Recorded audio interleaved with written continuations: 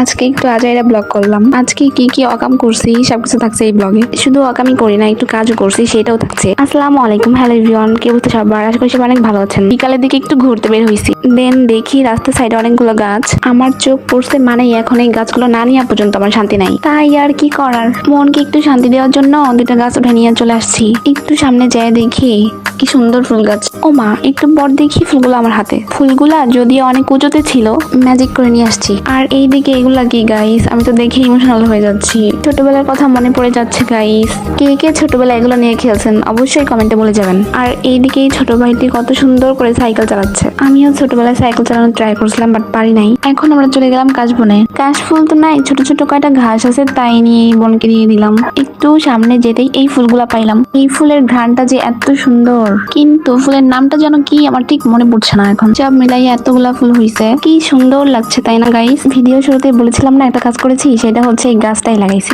মাশাআল্লাহ, এই গাছটা অনেক সুন্দর। আর এদিকে তোমরা কি দেখছো, তাড়াতাড়ি চ্যানেলটি সাবস্ক্রাইব করো। আজকে এই পর্যন্তই, টাটা।